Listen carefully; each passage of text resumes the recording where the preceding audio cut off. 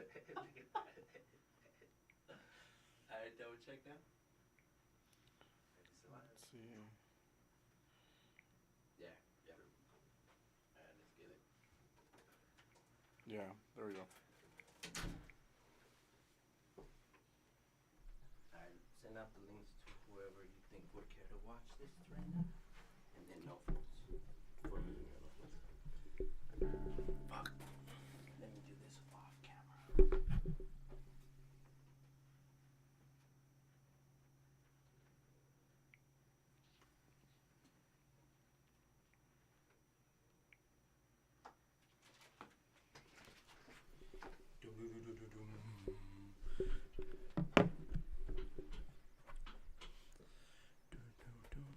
Oh, you know we're missing the globe. How dare I, man?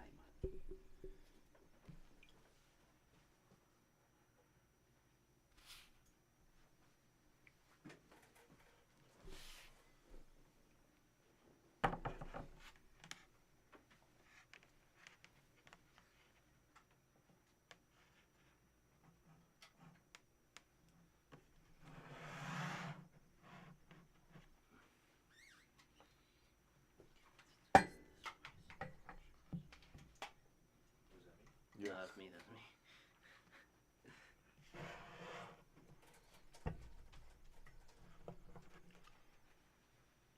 Pass that right there or something.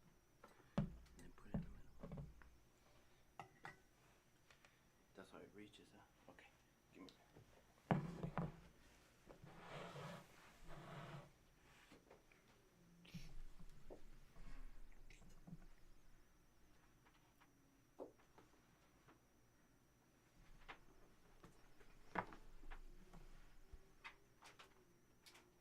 This one disconnected. You want to pull it? Is that in order?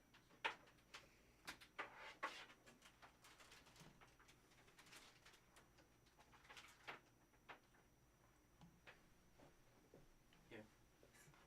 Put the USB and then just extend it. You should be able to put it in the center. Behind the scenes, ladies and gentlemen. Alright, just a couple more minutes. I'm gonna send these links out to whoever cares to watch us.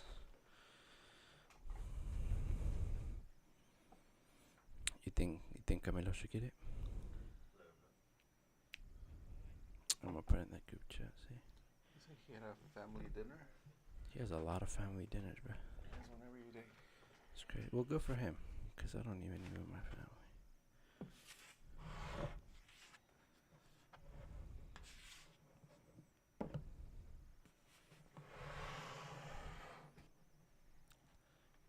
Turn it on.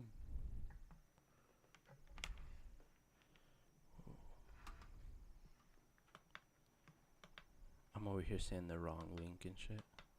What is wrong with me? As you do. As this, No, I'm saying that's as it gets later, that's I'm how you saying feeling, huh, that's a Osvaldo? normal thing to do. I'm not saying you specifically, but I like that deep breath you took right there. it's a common occurrence. For sure, because I just sent a whole bunch of people the wrong way.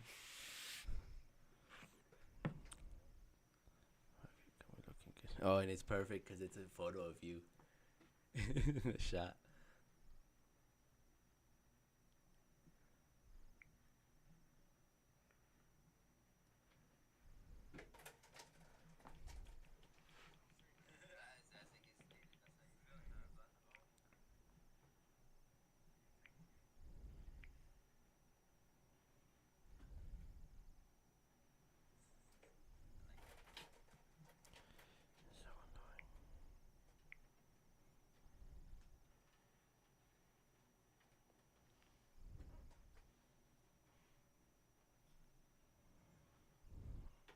So annoying. Alright. How you feeling, Osvaldo? Alright, no phones. No phones after this. Okay, got that. After these messages. Alright, ladies and gentlemen, welcome to the Higher Thought Cast with myself, Jesus HT, and another familiar face that you guys have seen here before. Good friend of mine, a weirdo, a nerd, business partner, Osvaldo. How you doing, man? Pretty good. You? I'm doing great too, man. How's everything been? Just overall, work, school, family. How's everything? Exciting. Exciting. Mm-hmm. Why? Just You're gonna give me? Just exciting. everything is exciting. All right. Everything. Every new day is a new day. Every day's a new day, huh? Every new day is a different day. All right. Well, ladies and gentlemen, we will get back to my friend across the table from me, but just real quick, I wanted to know. I think I'm gonna just start doing like a checkup session with the team because I had Camilo last time. Now I get Osvaldo, and Jose is still hiding from me behind that monitor. He'll be joining next week. He will definitely be joining some way somehow. But just real quick, 'cause I think I just want to mention something just for myself. I want to say happy belated birthday to hip hop. I know I'm mad late, but I don't be on social media, so that's why I'm late. And thank you. I want to say thank you to hip hop because, as the people in this room know, it's a passionate thing. It's a real lifestyle for me. It's a real kind of an identity thing with me. So I'm very appreciative of hip hop. Everything is done for me and everything continues to do for me. And who it has allowed me to do it. Just turned 50. Hopefully you watch enough commercials. It's on Sprite cans, eBay. Everybody's celebrating it, right? So and I always think I have to appreciate that art form because it's still doing so much for me until this day, and I still like it's everything to me. So I just want to say happy belated birthday to hip hop, and thank you for everything. I appreciate it. But anyways, ladies and gentlemen, so like I was saying, I think I'm just gonna start a checkup kind of podcast with the team to make sure they're good. But today, me and Osvaldo, well, if you guys watched last episode with Camilo, we spoke a little bit about cultural identity, and we got a kind of his story and where he's at and where he feels, and it was a good conversation. I appreciate him for that. Open up and be honest in front of everybody that did watch or will watch.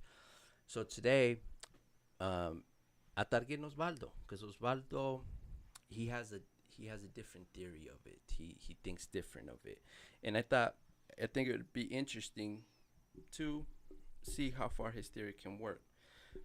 So, what's cultural identity to you, Osvaldo? Culture identity. Yeah. Culture identity is whenever you find your community, whenever you find a community that you resonate with, or that you share similar values, or that you feel at home with. Okay. So before we get into the depths of your thought process and stuff, do you remember the first time being confronted with that word, or even like hearing it, or like being like Culture? yeah, like what's that? Like what was your first encounter, like just in general? Not you specifically, or if it's you specifically, that's okay. But like just, do you remember hearing that? We don't. I don't have a specific. If I did, I don't. Well, what's the earliest memories where maybe you started thinking about that a little more, or it was just probably like in middle school because of history class. Okay, so can you go elaborate a little more on that? It was just basically like, look at all these different cultures, look at all these different societies. Like, there's been so many that they all basically created their own their own cultures. Their own cultures, and that interested you, or not? Yeah, I feel like it's an important aspect that we have to look at. It's kind of how, like, as humans, we like to organize or group things. So that's kind of natural for us to even organize ourselves or group ourselves. Yeah, because we've always been kind of more of a group species in everything we do since the beginning, right? Since tribal times, we can agree to that, right? So my next question to you is, how important is culture to you, if any? I feel like culture To me personally, it's there's like a middle ground. It shouldn't. There's some people that will say they'll die by their culture or their culture defines them, and I think that's great. Like you really resonate with what the culture is trying to push or what the culture is or what it's trying to say. Yeah. So I think that's really cool. But for me personally, it's more so it's it's not really That real, I guess. well, please. That's a strong statement to say. No, but like I'm Please. saying, it's not real. It's not a real thing we can grasp. Like it's not. It's a man-made thing. It's a human-made thing. It's It's a human again thing. like how I explain. It's It comes from far deep programming mhm. from the evolution we cycle. it's just us grouping ourselves into groups. Okay. So my question would you to be, because I think this is gonna help you lead into your thought process of how you're seeing future, the culture in the future. So can we exist without it, or is there always have to be some sort of kind of general way of doing or whatever bubble you exist in? I feel like culture is going to evolve. It's evolved already, and it's gonna keep evolving. So So give me a timeline. so again, like thousands of years ago, humans were very divided. Right, right, We had well, that's why we have different countries. That's why we have all this different languages, different ethnicities. All of that is culture because we separated at a certain point and we created our own identity basically. Um, so it's important in that aspect, but I over time it will evolve into something else, it not as we yeah know so it now. it mixes like now that we have the internet now we're able to go across the globe whenever we want. Right. Like we're not so separated now, which again is a really good thing. We're more connected with everyone. Globally. Like we can go anywhere. Well, I guess more so people. Um, See more. like people are able to Experience more. see more of the world. Yeah. And that's when cultures kind of mix. Right.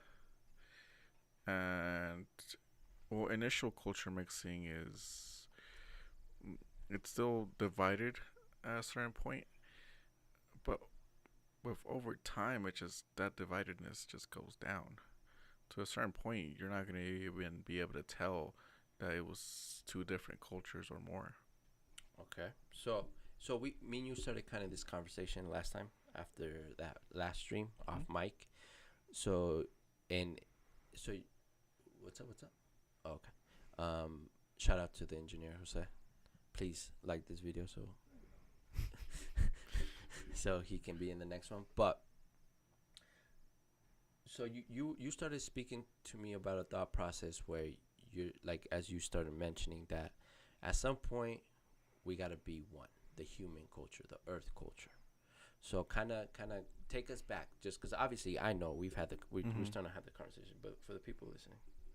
So, well, I guess kind of going back to what you said, like, what's the beginning of it? And, like, if we look at modern day, culture could be as small as the block you live, the neighborhood you live, and as big as the continent you live. And again, it could even be the world we live in.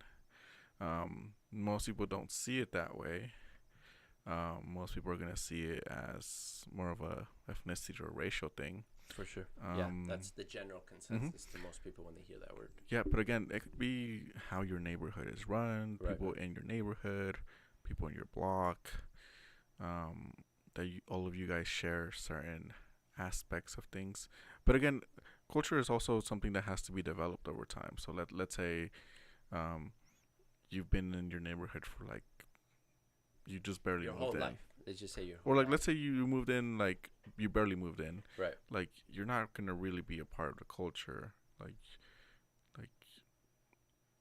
it's gonna be something different. And but as you're saying, let's say you live there for your whole life, you're gonna know your neighbors, you're gonna know the layout, you're gonna know what's happening in that area.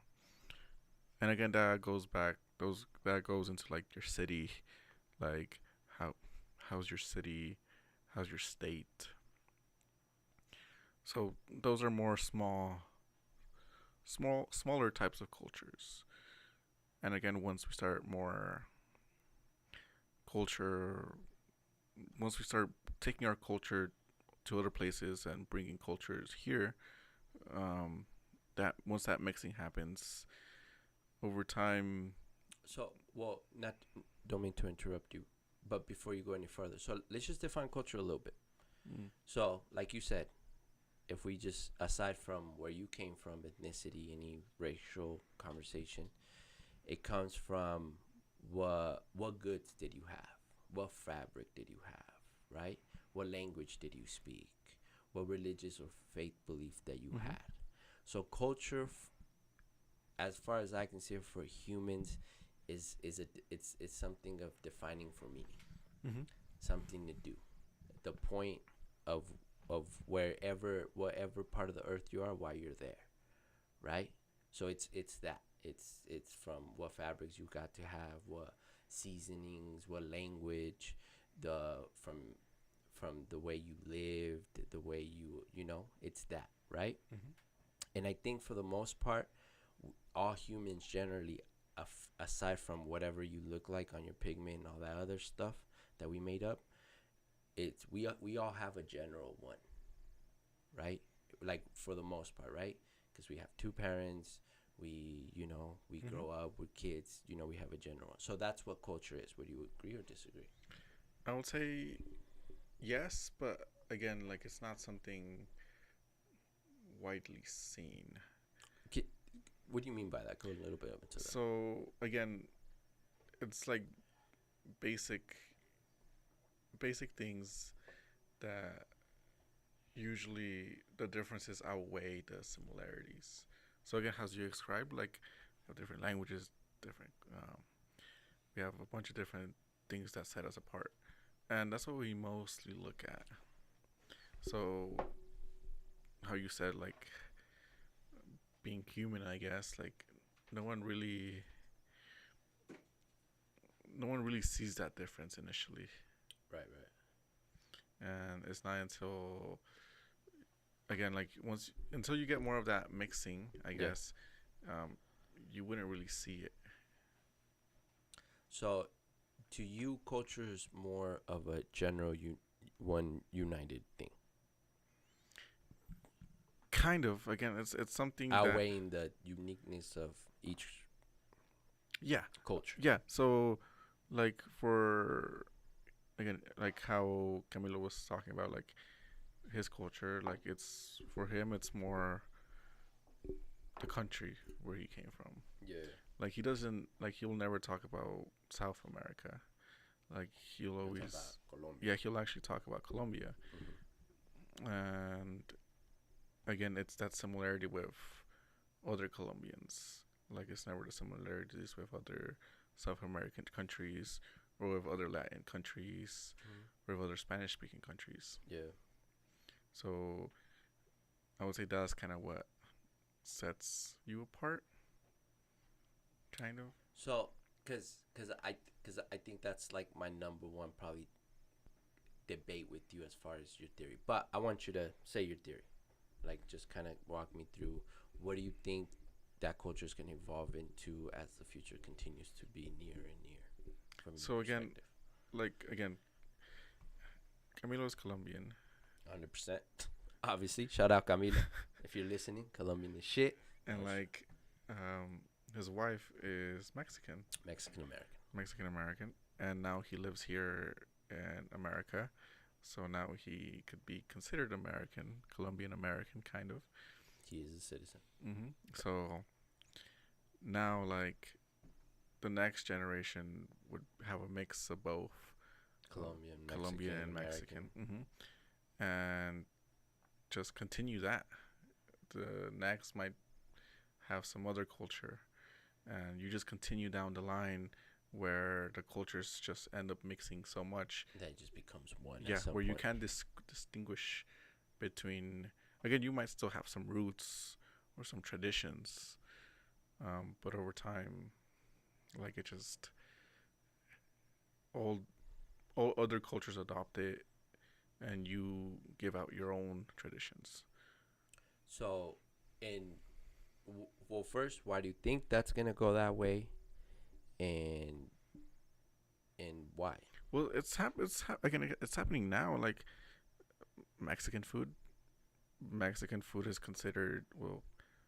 It says in the name, it's Mexican. It comes from Mexico. Yeah, but everybody loves Mexican. Yeah, food. but now, like here in the United States, you can find it. You can find Mexican food anywhere in the world. It's like Asian food. Mm-hmm. Like you can Yeah, find, exactly you too. can find any kind of Asian food here, and it's Asian or whatever part of Asia it is, but it's made. It's here in America. Yeah. So again, going with Mexican food. Like people here will start selling Mexican food, and over time, like again, like it'll still be considered Mexican food, but it'll I believe it'll more develop into whatever the next culture. Of where it's not just Mexican food, it's just maybe food because Mhm. it's so far It ingrained into becomes- that culture where it's just a normal. It just becomes so common. It just becomes a food. It just becomes the regular food you eat. It might still have the name, but at that point, again, looking so far into the future, like again, like ethnicities come and go. If you look at the long scale of Earth, cultures come and go. So certain things stay and certain things leave. Yeah, there's always a change that's Mhm. happening some way somehow. So if we look at Mexican food, like let's say the food stays but the culture leaves, the new culture will just adopt the Mexican food. Yeah, because you could even see it in certain, like, if you go to certain Mexican spots that are probably a little more high end, in like the fusion, the mix, Mhm. in the high culinary way of cooking a certain like homemade dish or Mhm. whatever the case may be, and you already see it in that, where it's just people are taking it to a different level, where it's still technically Mexican food from the roots, but in this culture it has become something else in that transition, right? And I do agree with you that because at some point everybody's gonna look like everybody. There's gonna be something going on. There's not gonna be one ethnicity in that family or in that culture. There's gonna be a little bit of everything, Mhm. but that little bit of everything, as you were saying, is gonna be one, and that's gonna be the culture. So, but you were also saying that it's more of earth culture, human culture. So going to other, because we're just going from like the basics of what we know culture to be in town now, right? Those simple Mhm. things, the cook, the language, the religious beliefs, the way you do things, what you celebrate, don't really, whatever rituals you consider being part of your culture. And again, this goes.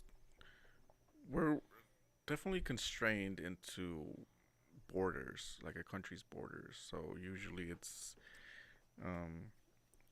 like you have like you have the state of Mexico, you have the state, or the country of Mexico, you have, the United States, you have Canada, and like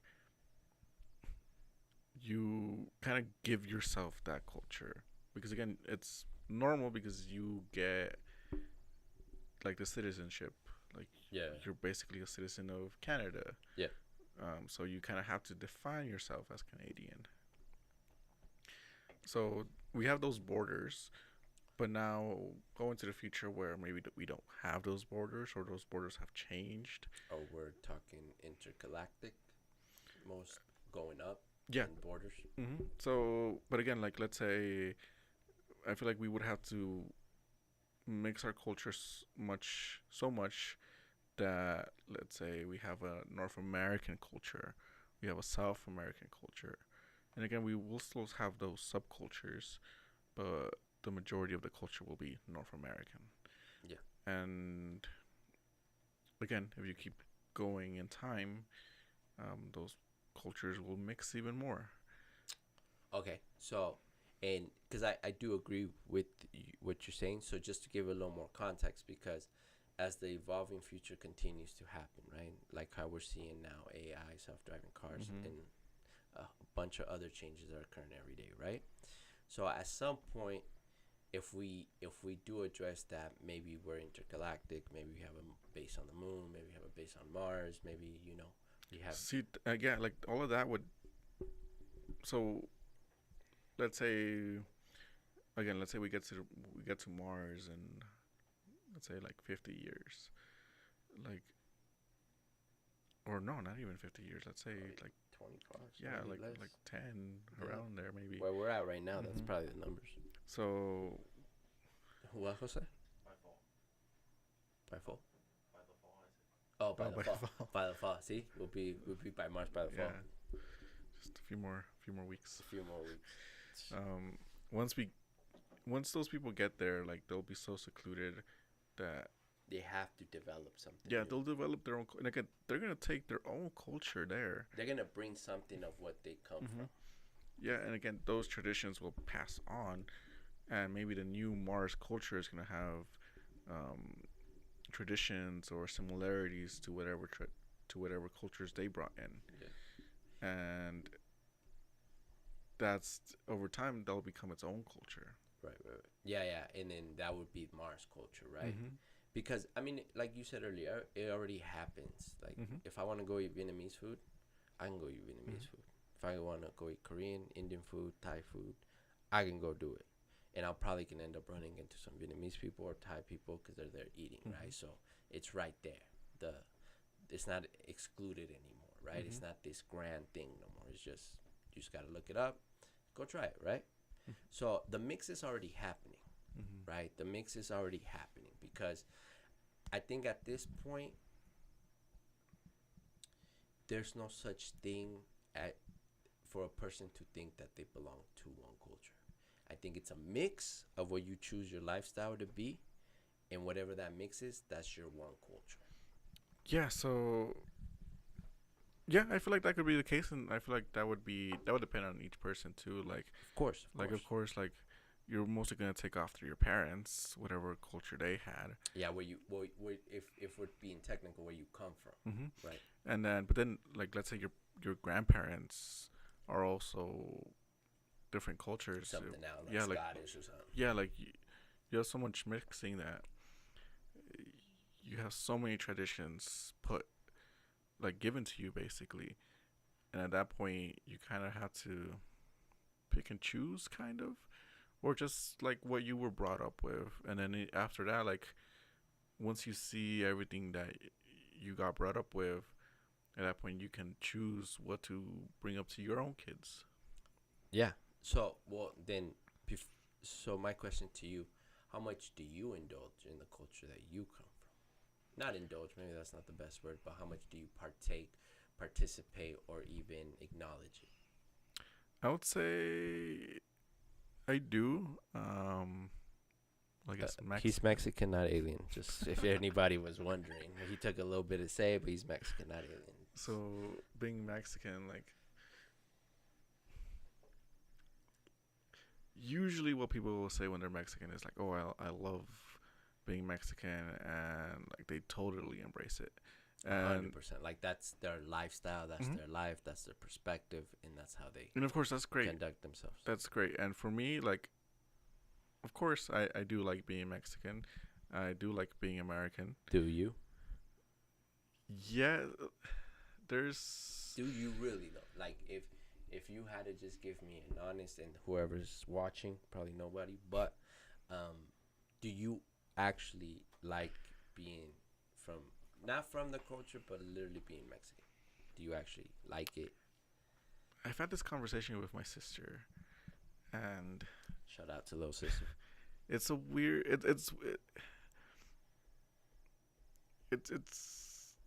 It's a complicated answer because I grew up here in the United States, so I don't really know what it is to be Mexican. Whoa. Now we're going a whole different No, direction. well, because so Whoa. It just got interesting, ladies and gentlemen. This is Osvaldo. because 60 minutes. because again, like I have cousins in Mexico and stuff, and like But you've been to Mexico too, yeah, right? and I You've would been always to La Rancho and stuff. yeah. So I always go with them, like every year or 2 years, like I'll go to Mexico and hang out with my cousins over there, and like it's a whole different experience. So Well, I guess what I'm saying, like when I say I don't know how to be Mexican, is because they live by different set of rules. They have a different lifestyle, Okay. And and does that veer off from what your parents showed you and no, educated that's you in? the good thing about it, I guess. So I would say people in Mexico, well, from where we're from, Yeah. El Rancho, like it's harder.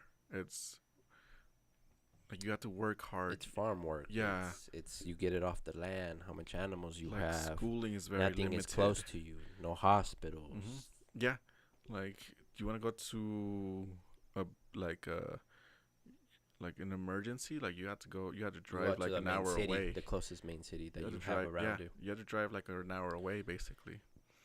So it's very hard for. And that's just specifically from where your Mhm. parents are from, right? Because obviously, you people out there, Mexicans have cities too. By the way, they're not just a bunch of farmers. Yeah, then again, Yeah. that's more of a tiny ranch, basically. Yeah, just a tiny ranch. And again, that's where my parents came from. So my dad has that same work hard mentality. And nothing more important than work. So he's basically given me that mentality too. But again, I'll never truly experience. Jose, you want to jump in this one? No, I'm just joking. Go ahead. Like, I'll never. Like again, I didn't grow up in Mexico, so I can't really say that I had the Mexican experience. Definitely not. You have the Mexican American experience. Yeah. So let's focus on that. So what part of this? How do you partake? What do you consider like you being Mexican? So as that's far again as- that's the other weird thing. So again, how you asked me when was the first time I learned about culture, that was from my family, because one of the biggest things I loved when I was growing up would be 4th of July. Oh damn, we got a real patriot in the house, ladies and gentlemen. But the reason for that was because I got to go to the mountains with my cousins. It was like an eventful. You look forward Yeah. to it. It was fun. Yeah, it was fun going to the mountains, getting in the water, and being around my cousins. That was like, and I have a ton of cousins, so that was like the best, basically. And So but that was a mixture of your American side along with what you were raised with, Mhm. the Mexican side. yeah, And that's where that was a good example of where those things kind of Mhm. mixed, and that was your culture. so the Mexican culture would be, well, basically Family, like the big cousins, family. going somewhere together, you know. Yeah, and then the American would be like celebrating 4th of July, and like on the Mexican side, like they do the fiestas patrias here, Yeah. like the Cinco de Mayo stuff type things. Yeah. And like Type things. He wasn't sure. Did he hesitate? Jose, let us know. Yeah, this fake. well, Yeah, because but that's it's- what we know to be. oh, that's true. Well, I guess that there's That's another what thing. we know. It's to not be. really. It's not really. it's like, not- it's that's not not the s- day. It's not celebrated in Mexico. Yeah, they don't give a damn about that day. What's the real day, Jose? See. Mhm. September 16th is coming up, by the way, ladies and gentlemen. But that's what you would know, right? Because like you said, that Mexican experience is not 100% there. Yeah. So again, like my mom is 100% Mexican. She grew up and everything over there. Your dad did it? Yeah, him too. But he would jump around. Like He was would just kind of going city to city. He wasn't in one place no, well, he would come here for a bit and then and back. go Oh, back okay, to okay. Mexico. So he got early, like, touch of the American Mhm. lifestyle early on. Mhm. Okay. And like she would love going to that, like To- to like the Cinco de Mayo like events. Like I remember being like 5 years old. Yeah. And going with my mom to celebrate basically. And do you think it was because that was like the closest thing she can get to that? Basically, Right. yeah. Because obviously, like the engineer said, Jose, it's obviously it's a bullshit made up weird date. But now they do it on both days. Now the Really? events are on Cinco de Mayo and in September. Now they do both. I did not know that. Mm-hmm. So now it's like you get to experience it more. And again, this goes back into bringing our culture here. Like we first brought Cinco de Mayo. Mm-hmm. Now we're bringing in The actual mm-hmm. what actually happened historically. And again, by bringing those events here, they gain widespread like appearance or popularity with other cultures as well. Okay. So is that how close you get to it? Because me, like I always tell you guys this, I don't really participate a lot. Like early on, I told my mom, like, we're not going to those parties no more. Oh, I'm not. You can go, but we're not doing that. Even like the Catholic faith, I'm like, I'm not going back in there, right? So I took myself out early because I know, because to me, that was being Mexican to a certain degree, but that was being Mexican with a certain price. And the way I started understanding is like, well, I'm always going to be Mexican. I'm never going to be able to shake that no matter what I do. No matter what, right? Maybe if I become a robot, maybe I can shake it, right? But I'm not going to be able to shake it in reality, right?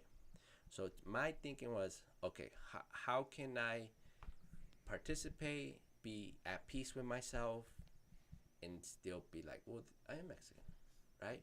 Because the reason why I didn't care to do a lot of things, and I still don't, because to me those just looked ignorant. I was just, right? Those just, I'm like, what are we doing this for? What's the point? What are we doing, right? So to me, how I justified me being Mexican, so I can give you time because I want you to get there too, is I'm Mexican, but I know I have to be a different type of Mexican. And then that's where like the modernization within myself and the most Americanized influence that I do, because I've been here since I was 3, right? So I just try to do the best mix. So me early on, that's how I learned about cultures, and that's how, because I had to come to peace from what I am and where I come from to where I am now in the environment I find myself in, and I had to find the best mix possible. For a while, it was maybe more Americanized. For a while, it took me a while to get to this point where I can say this to you, right? But now I think I think it could probably get better, and it probably will as I get older. But I have a good mix where I am Americanized 100%, pero también hablo español, right? And I'm sure I do that, and I'm sure, like, if I ever get to have kids, that happens too, right? So, what was that balance for you? What was? Oh, do you have a balance as of right now? Where, because you participate in different worlds right now. You are going to college. You're going to a big school, and as we've had before, people that look like you are not there aside from yourself. Usually they're not, right? So what's that balance for you now? So that balance. So again, like Mexican culture, it's also the. Is it raining? Or am I tripping? No, huh? Did you just hear that top of the roof? No. Nah, I'm tripping. It might be the AC. Don't listen to me, guys. So it's so the what it's called now is the what is it called again? So you had the Ched culture, and now you have the. We're going there, ladies and gentlemen. We're going there. We're gonna clickbait this, and we're gonna get this on today. Go ahead, Hazala. Stop recording. The engineer's not with it.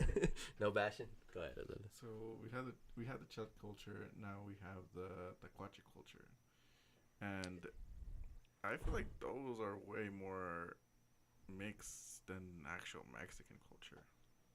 Well, okay. Since you brought it up, I didn't think we were gonna go here, but here we are. I think Ched cultures in what's the other one? Tacuache. Y'all need to stop. Anyways, it's a modernization of Ched culture. Mm-hmm. I think. Yeah. I think. Yeah. I think Ched Tacuache culture evolved from Ched culture. I think Ched culture finally became cool. Because like I liked it. Yeah. It finally became cool. Because before it was those ones over there in the corner, and maybe you play soccer with them. But you didn't. I did it, right? But it became cool, right? Because like I like to say, even in the modern Mexican music that we like the next generation is listening to, right? Now it's not the old man singing to the young girl. It's the young dude singing to the young chick. Yeah, and like again, so I don't really like to talk about it because Uh-oh, he got nervous. no, well, You don't like talking about it. We're here. no. I don't like talking about it because I don't have the full background. Like in the time when I was growing up, the culture was Chad. That's it though. What was give me like what was around?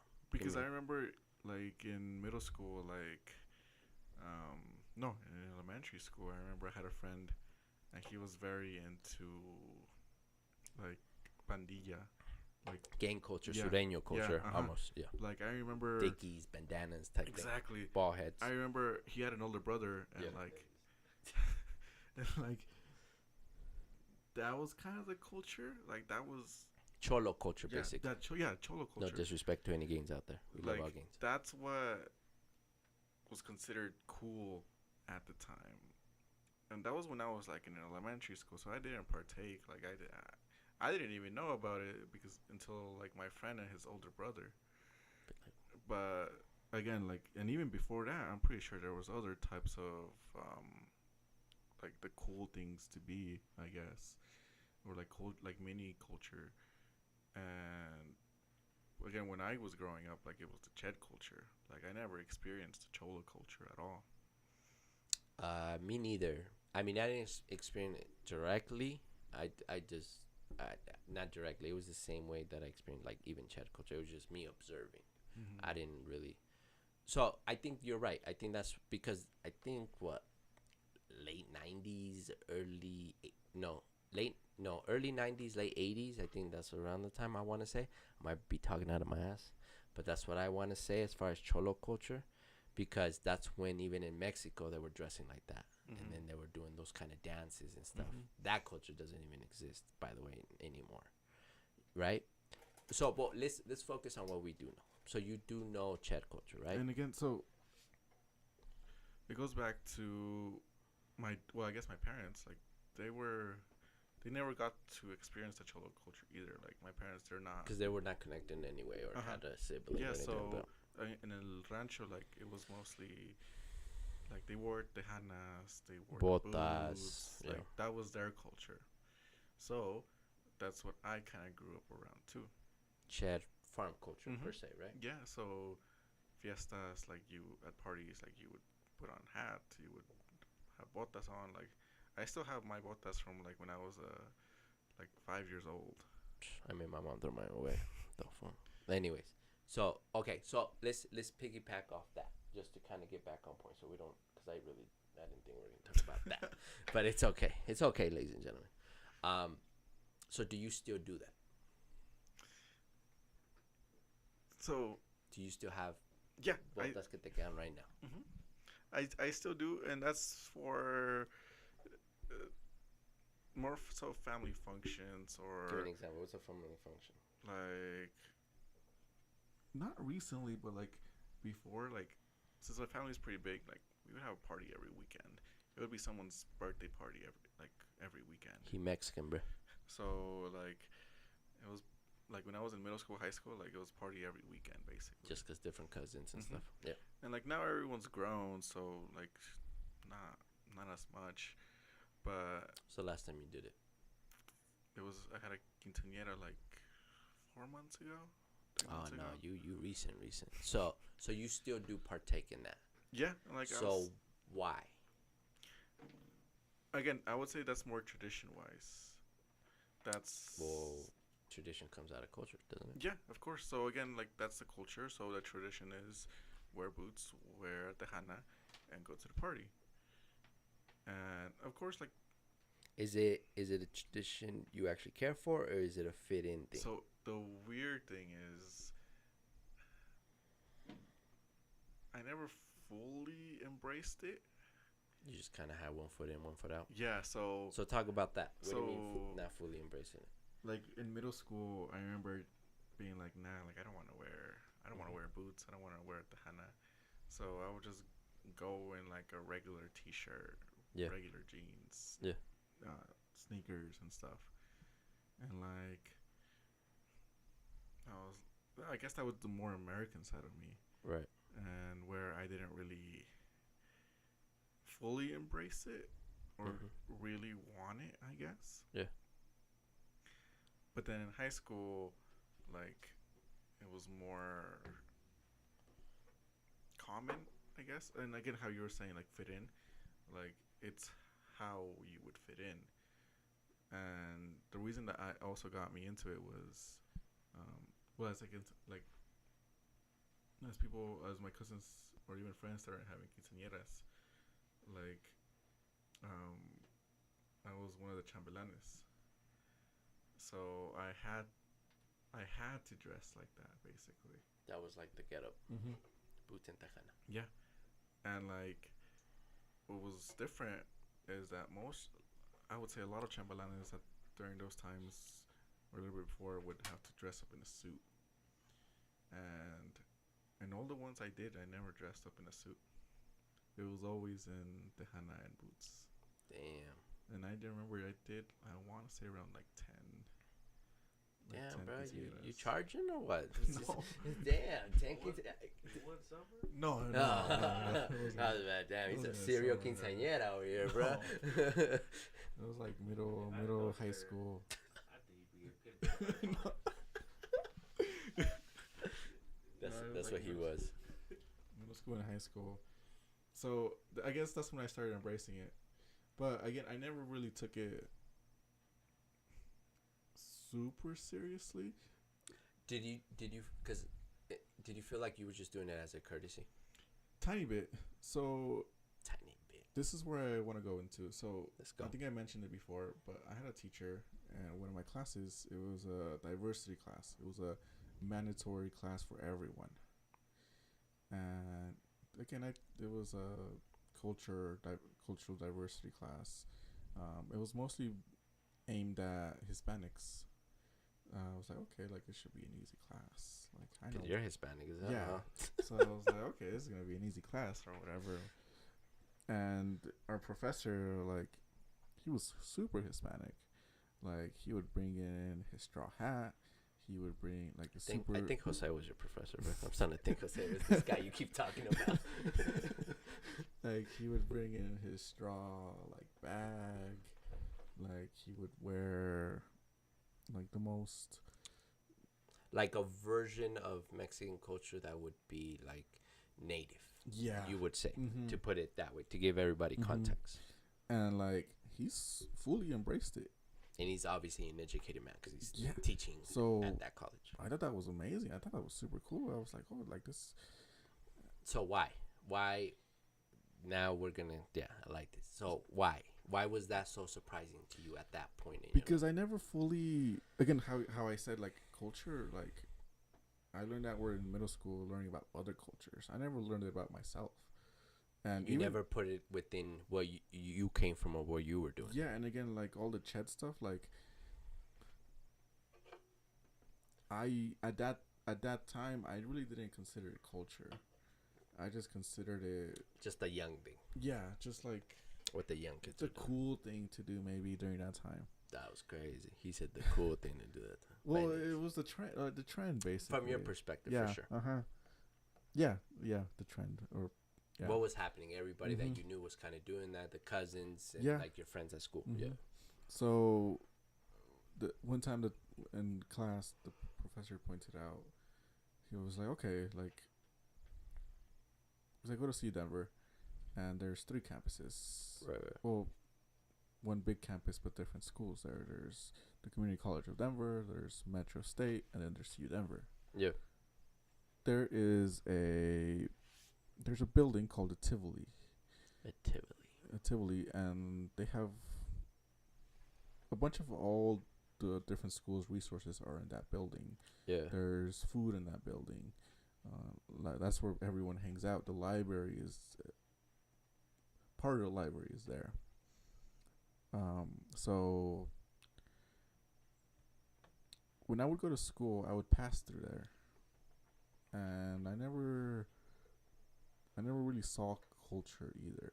And like, I was never set out to look for culture, Because even in looking back now, like all my teachers Damn. were like, That's that I believe you, like I truly believe you, but at the same time, I don't. because okay, so all my teachers were white, For sure. and I never saw that as a difference. Like Why? all like From what grade to what grade? Obviously in since college. kindergarten, Same.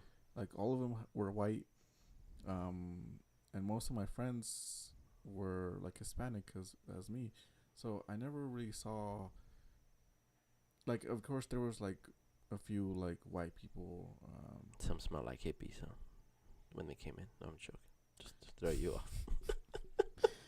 No, they did. They did not. it. They did. not. Just checking, They did gentlemen. not. Just check. Keep going. And of course, like some, like African Americans too. Like they were all, like it was all mixed, and like I never saw myself as different from anyone.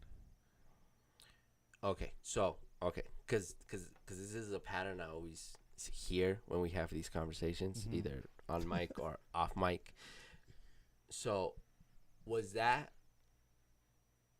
to fit in, or because? Well, yeah, that's the question. Was that just to fit in, though? I don't think so because I never saw it as fitting in. Like I had all types of friends. Like it didn't matter who. It didn't matter your culture to me. Like I didn't see it. I didn't see the difference. And even in college, like I didn't care Until that class. until that class pointed it out. Where it was like, okay. And what they point out for you? So what they pointed out was like there's different sections of the three schools, and I guess you would say the CU Denver side is a more expensive college. Yeah. And well, like that's where I go. So, the professor basically pointed out. He was like, "Okay, like walk from Tivoli to this class." You know, it was like at Tivoli, you'll probably see a lot of Hispanic people, a bunch of people of color, and as you start walking to see your Denver side, and like you'll see more white people. And that's something I never noticed, but once he pointed it out, I was like, okay, that's actually true. And then but then he also pointed out, he was like, look at the students that go to CU Denver and are Hispanic. It was like most of those Hispanic people that are going to CU Denver are going to be more Americanized. It was like they're going to dress more American, they're going to talk more American, they're going to try to act more American too. What you were doing. And I realized that's exactly what I was doing too. Like all my style, the way I talk, like all of that was American. What? The what? No, nothing. He got it.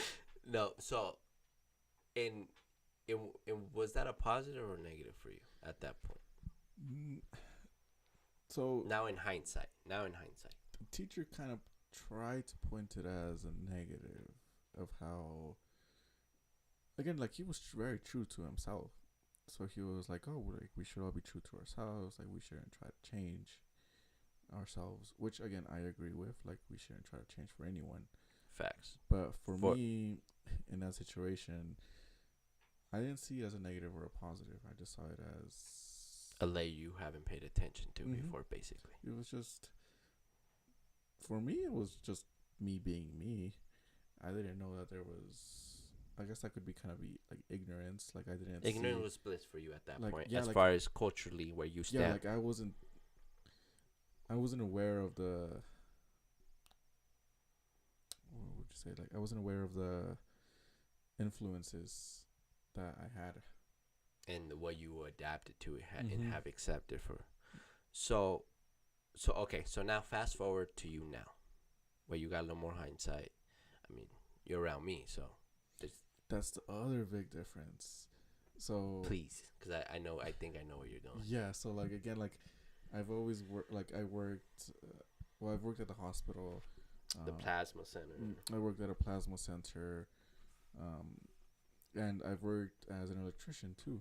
Yeah. So and now I work here. Well, You work at an agency. I work at a Mental mental health health agency. agency. Yeah. No free Geared- promo. geared Agency. for Hispanics. Yeah. So it's kind of it's different worlds, I guess. It's different. So, because and I always I like repeating it, but I still like I remember the first time when I kind of told you it, because before this interaction, however we ended up connecting, being business partners, whatever we are at this point, you wouldn't talk to a person that looks like me. You would dismiss a person that looks like me. I wouldn't exactly. No, I don't think so. It was more so. No. Well. Now, this just before you answer me, but just think about those early times in college before you ended up in that class, and what your notion of quote unquote what society has told you, people that dress like me or speak like me, or because you wouldn't consider me a smart person, right? Again, I wouldn't say that either. Again, like I was so ignorant that like. Because well, not ignorant like in a bad way, but like just like unaffected. You didn't have that information yet. But what I mean by that is because you adapted a certain Americanized way of living. Mm-hmm. So I'm talking from that point of view. But even then, like I never saw differences. Like I wasn't like I never saw. Like if I were to see you, like I would have just thought you were a regular American. You hear that, guys? Regular American. Put in the comments. Do we believe this asshole? Regular American. Yeah. like, so again, something Camilo has brought up too, growing up. Are you in the chat, Camilo? Let us know. Oh, that's what's up. That's what's up. What do you say? What do you say? Let us know, because we can't be on our phones. Spot. Well, I think maybe just recently, but it really fits well. He said that he's German. Inside jokes for later on. So, Camilo kind of mentioned this, and I guess you guys have also kind of mentioned it, like being in like ELD classes. Oh yes, so Mm-hmm. English is second language stuff. Yeah, ours was called ELD, English but same language development, and I never had those classes. Yep. And most of my friends, I could say, They did have it didn't have those classes either. because they were born like you Mm-hmm. here. So the only time I could see someone as different was when someone didn't speak English, I guess. That's the only time I acknowledged that, okay, maybe how I just pointed out to you, he's just a regular American. I'm a regular American fed. Give my papers. You heard the man. So when I saw someone that didn't speak English, I was like, okay, maybe That's the difference. For me, that was the difference. Maybe, okay, they don't speak English, so they're not a regular American or whatever. And again, once, like, it went, like I had some friends that were on those classes, they never spoke English. But once they spoke English, like, I never thought of that again. Like, I never thought about the differences again. I went back to associating them as a regular American. Okay. All right. I'll give you that, because I guess that sounds like a very kind of humbling Americanized way to be. That's like what you're kind of saying and how I hear it. Mm-hmm. So, are you Mexican? Let's see. I would I hear hesitation, people. well, I guess how you said Mexican American. I can't say I'm Mexican. I'm Mexican American. I take in stuff from both sides. Like for the World Cup, I cheer for both Mexico and the United States. U.S. is a default team. No, I'm joking. Go ahead. Kind of. You know it is, huh, Jose? Dude. And like with the Women's World Cup, Mexico wasn't in it, so You didn't make it? no, Mexico Damn. didn't make it. I didn't even know that. But United States has won for like the past 2 years. I mean, Yeah. two different World Cups. 2 different Women World Cup. So Shout out to the young ladies out there killing it. so this time, like, I was still rooting for them, but I'm more of a let someone else win it this time. Oh no, for sure, Mm-hmm. right? So you are Mexican American right now. That's Mhm. what you consider yourself as far as these cultures that you got to be part of. Mm-hmm. Okay. And I would say, for me, it's a good thing. Like I get all the. What if you woke up tomorrow and you didn't have the Mexican side? Oh, I don't know. I feel like I would be a different person, because again, I feel like a lot of growing up was a lot of my parents, and again, they're Mexican. I feel Fully. like most of my values come from them. Mm-hmm. Like, I'm not saying they're not American either, but They lived most of their lives over there. Yeah, and again, like, I'm not saying like American values are bad, but I feel like the values my parents had in Mexico are different from the values like an American would have. So what's the middle ground Well, I guess for that's- you? I guess that's what I want, the middle ground. You're looking for it. You're searching for it at this So moment. again, I'm not saying both sides are bad or both sides are good. At that point, that's when you have to see what works best for you. Okay. So, so culture does matter to you then. It matters to a certain point of taking the best of both worlds. Same, because I think that's what I was kind of trying to say earlier. Because that's what I do, and I've been doing it for a while, and Mhm. I keep doing it. Now I'm mixing in a little bit of everything at this point. If I see something good, I'm taking that influence and we're Mhm. bringing it over here, right? Taking the best out of both cultures that are available to you, right? Mhm. Because I think that's the best way, especially if you exist in this environment that is the American lifestyle or whatever that you consider that. Because I do think, like you said earlier, some people don't know how to live with that without that identity. Mhm. Like if tomorrow I was stripped and I woke up and I was told I was a Mexican, I'd be like, all right, well we'll figure it out, right? I wouldn't flinch twice. I'd be like, or if they told me I there was another life where I didn't get to be in America, I'd be like, all right, well I'll figure it out. See, like I kind of mentioned this a little bit earlier, but again, this is a conversation I had with my sister, and we were like, oh, like I'll point out stuff to her like that we take for granted here in the United States. I can't think of a specific example, but like I'll be like, oh, what if we did this? What if this happened and we were in Mexico? Or like, how would we how would we handle the situation if we were in Mexico? And my sister's just like, I have no idea. And me too. Like I feel like I would be a completely different person if I was born in Mexico. You think so? Yeah, I know so. You know so. I know. Yeah, I would. What would be the big differences? So, like, looking at my cousins from Mexico, most of them are more so, they didn't pursue a higher education. They American were- coming in, ladies and gentlemen. Yes. Yeah, got him. Got him.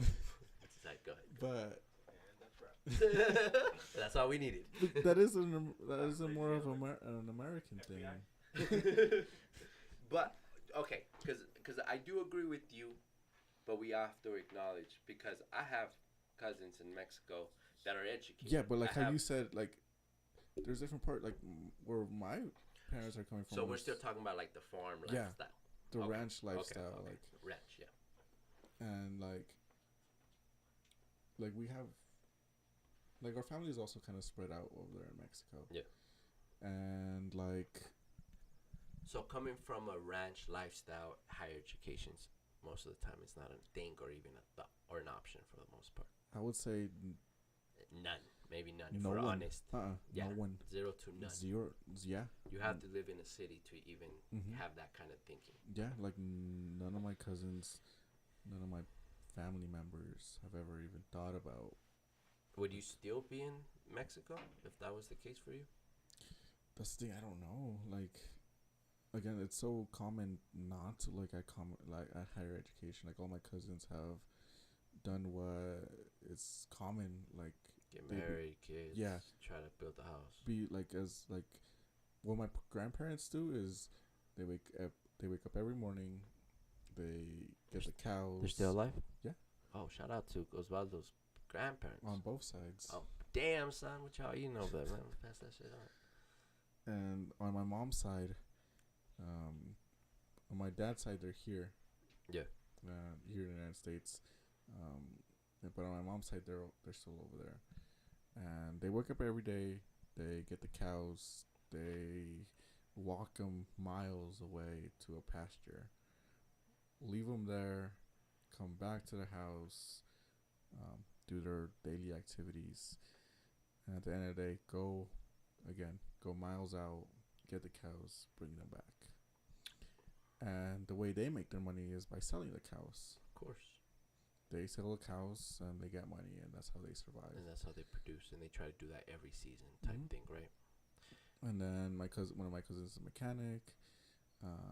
Another one, he is part of a band. Nice. And Rock en español. no, like a Nah, I'm la just banda. messing. Nah, I know. I'm just messing. Yeah. Band of Thieves. Yeah, it's Osvaldo's family, so relax. And like Oh, my fault. It's just the name of the band. It's Roman Corazon. so again, that's like the common pathways. Okay. So let's take it up a notch, right? And I think this is kind of the central idea of us even having this conversation off the mics. Is it possible for us to reach the human culture again?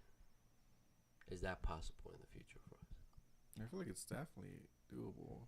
No, it's definitely doable. But is it gonna happen? I feel like it has to happen at a certain point. What point is that? So again, from what I was explaining earlier, and like we go up the scale of culture, Civilization. and like let's say we have culture on Mars that's developed, the culture on Earth has developed. Of course, there's still gonna be subcultures. There's gonna be still areas that end up creating their own identities. Yeah. But at a certain point, let's say we find aliens or something. He's going there, ladies and gentlemen. He's going there. I didn't bring it up, by the way. Go ahead. But again, that's a possibility, I guess. It's And always like a possibility it's a possibility that we find some other species, that maybe resembles us, but not exactly us. or it might just be completely different. Different. Completely different. And of course, if they're intelligent enough beings, like they're bound to also develop their own culture. Okay, so I'm gonna pull a Osvaldo on this one. So I'm gonna pull the brakes on the alien stuff, right? Let's go direct to what actually is going on right now, in the oneness that AI is kind of pushing us to be. Right now it's slight. Right now it's still taking some jobs. McDonald's, there's a kiosk, there's a lot of things going on in those, right? At some point, that's gonna be the first different species that we're gonna have to accept. What was that? Did you have your mic disconnected the whole time? No, Was he good, Jose? What was that? I think it's just like kind of like Oh, okay, you're good. Okay. Jesus. Go ahead, Osvaldo. Can you hear me?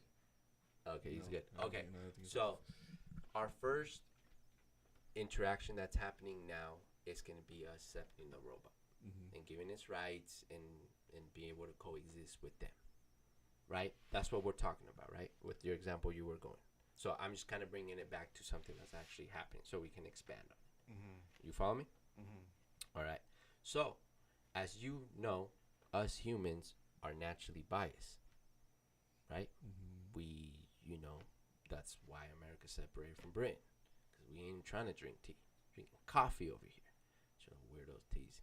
I mean, I like tea now, but you know what I'm saying.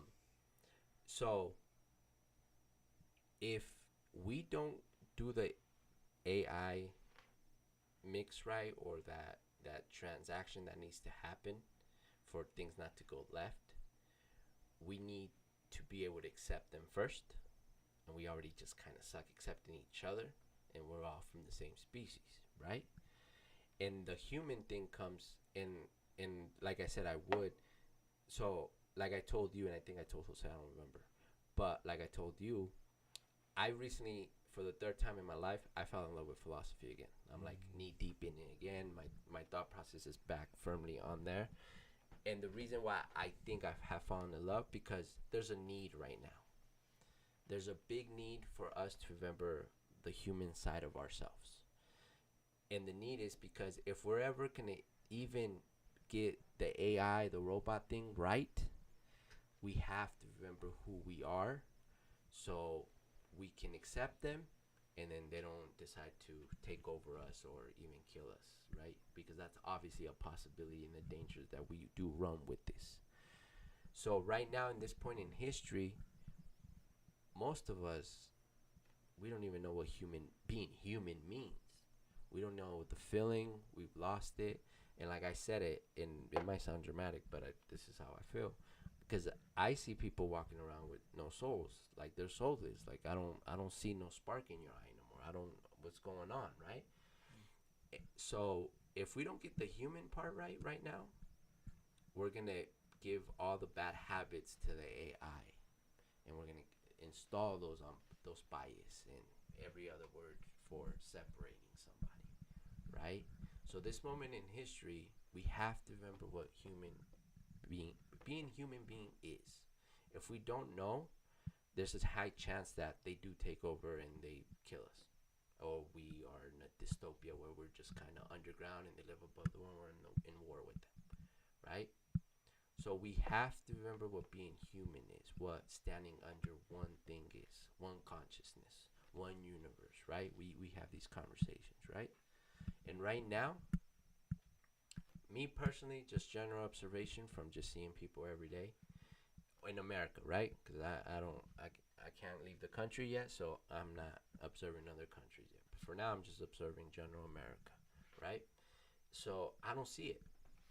I really don't see it. And I don't know if it's the internet. I don't know if there's no morals and ethics anymore. We don't care no more. I don't know. Because as you see somebody get beat up and robbed, nobody steps up to help those people. Somebody pulls out a camera to go viral, right? So just thinking about like instant moments, right? And honestly, I don't care. That's just the small price that we have to pay for advancement of technology, and I get that. But if we continue down this path, and in the AI, because the AI is here at a certain degree, and it's been here with our phones even before where we're at now.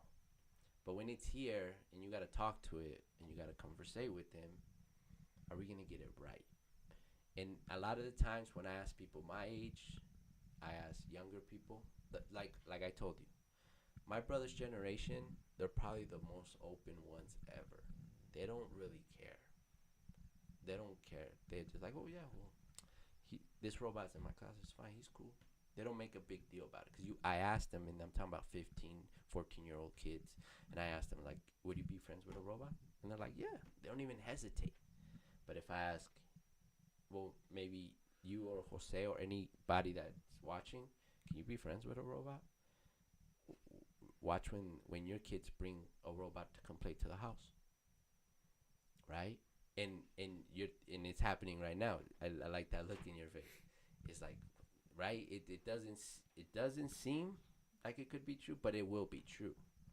So if we don't figure out the human part right now, that those other theories and these utopias that people think about is closer than actually becoming one with the AI or respecting it enough where it's humans, AIs. Because what you're talking about, this is where we're at right now. This is actually happening. This is not theorized. This is what we're seeing right now. So, yes, it is happening.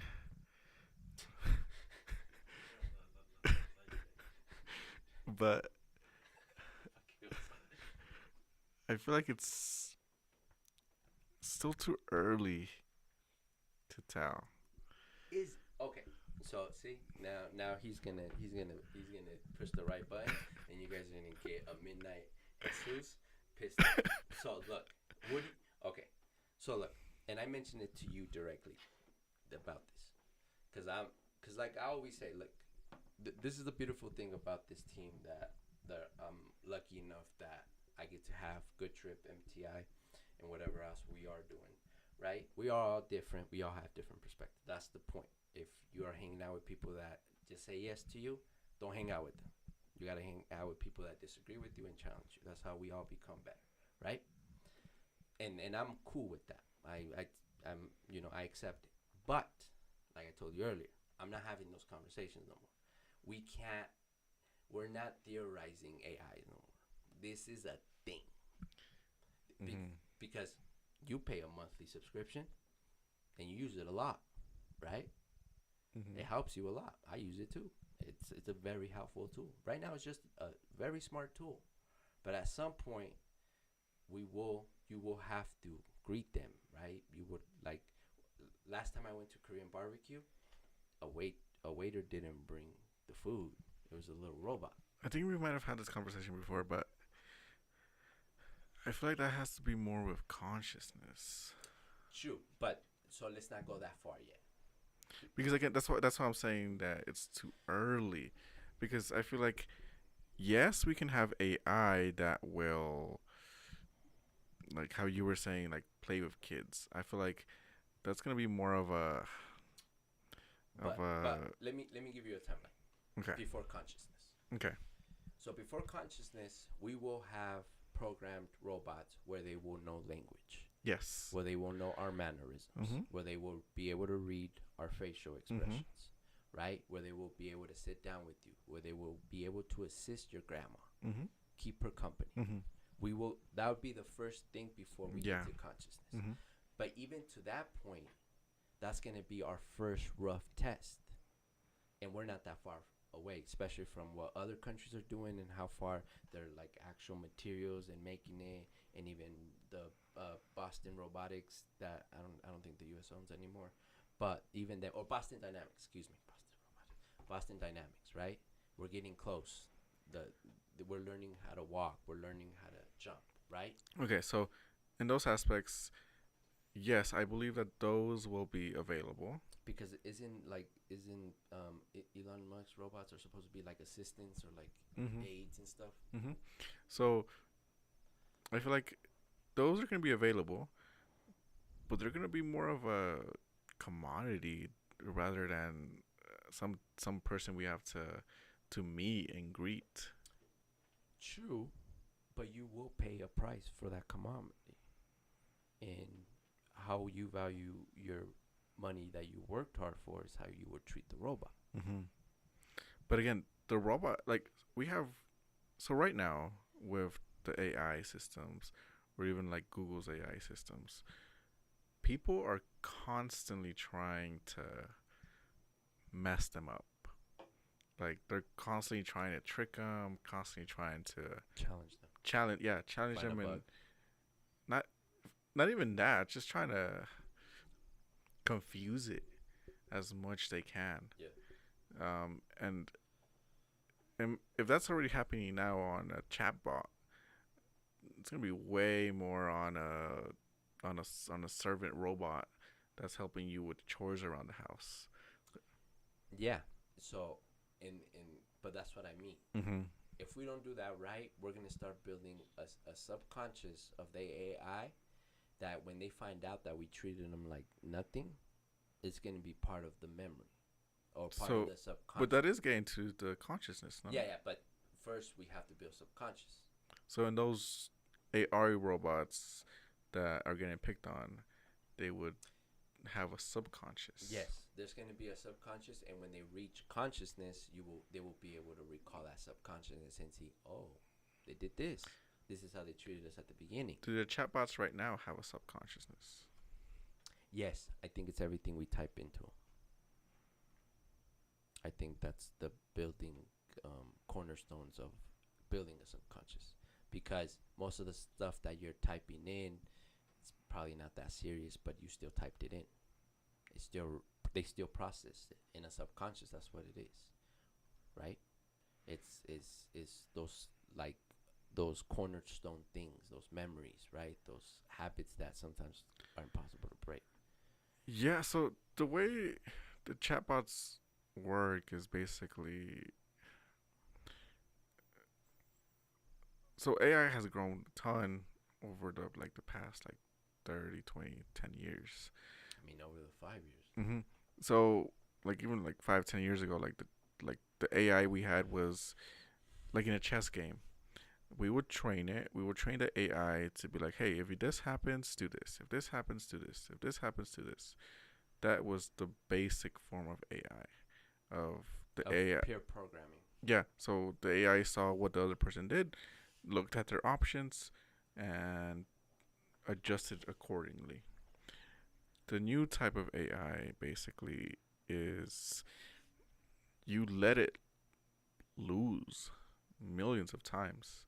You let it lose, you let it see what games it ties, and you let it see what games it wins. To build the learning subconscious. Yeah, so it basically sees all the times it lost, it basically sees all the times it tied, and all the times it won. So now it's kind of basically a tie in in a chess game, it's basically predicting the future. Basically saying, okay, if you go there, what's the best outcome to win? Your next move, okay, what's the next best outcome to win? So it's basically taking all the inputs that it has and building on it and recalling it the next time. And forming its own idea of that input. Because that's what artificial intelligence is. Because it has to figure out that idea so it can use it on its own next time it comes up. I wouldn't, well, I guess personally, I wouldn't necessarily say idea. I would say. Concept. Solutions. Yeah, I would say, yeah, like a solution. And again, now, the next steps, I guess, for AI are solve climate change. And again, it's gonna be okay, what are the best what are the best outcomes? And To use to make sure we don't. and again, First. it'll predict, okay, maybe this way Earth died, this way maybe Earth didn't die as much or whatever. And at a certain point, it could even see that, okay, to completely solve climate change, we need to eliminate humans. Right. But in those circumstances, well, I guess this is why I'm saying it's too early to tell. So, okay, before you go, because we should wrap up. But can you agree, at least with me, that it will happen? Maybe it's too early to tell a certain specific details, but the way things are looking, there's going to be a crossroad where we do have to accept, and we have to even go to the certain degree where we have to give them right, because it's only a natural progression. So, I think this might take a bit of time, but again, the AI we have right now is to solve solutions. It's to fix things. It's to find something. In a much very necessary. So in the chess game, it's all how do we win? Exactly. So, what you're saying is that we have an AI that has no purpose, kind of. Well, No, I'm not saying that. What purpose would it have? Well, the purpose is going to be whatever we program into until it reaches consciousness, and that But- could be but eating even an as- old person, that can be taking food to a thing. But even with consciousness, what's its purpose? Well, why can't it? Why this purpose can't go get educated, have a family, go work every day, right? Because if they're going to coexist in our world, the blueprint comes from us. We are building them. But again, so if they're trying to find the best solution, if you're saying that they would want to build a family, it would be, what's the best way to build a family? Right now, it is. I can agree with you right now. Right now, it definitely is.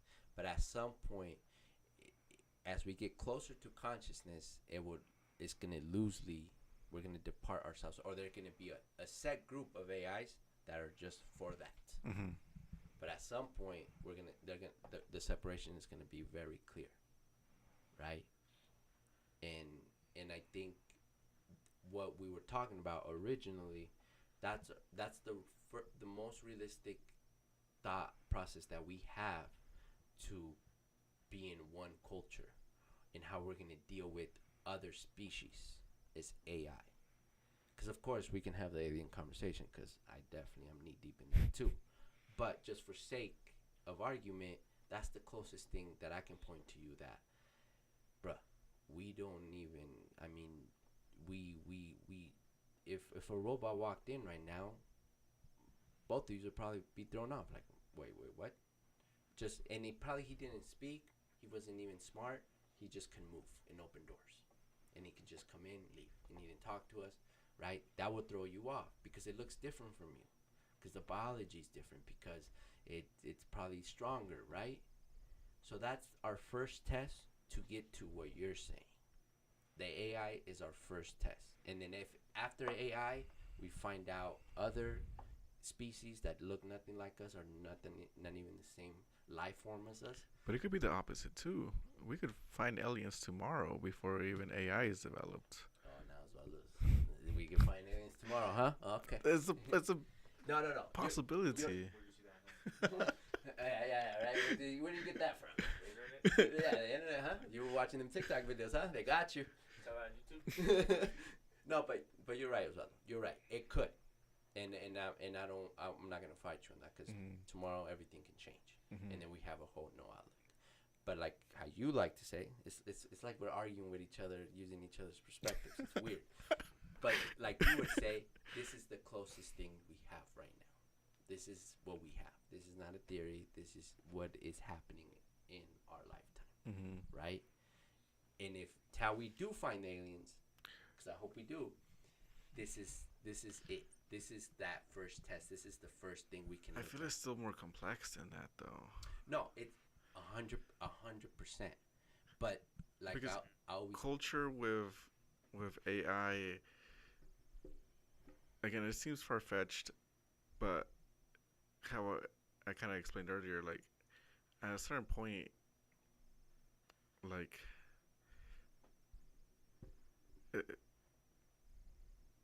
it's so different. Like now, like our culture could be having a smartphone. I mean, that is our culture technically. Yeah. So what's there not to say that in the future is going to be having your own AI assistant?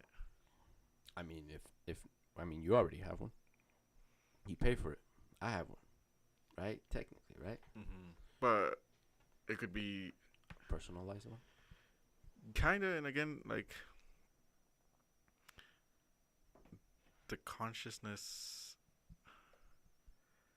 I feel like I don't know. It's still too complex. No, I'm with you, but like we're here, like, because a lot of the times, and I've expressed this frustration, I think, really clear to everybody. What's so hard is just about like this. This is what was happening now.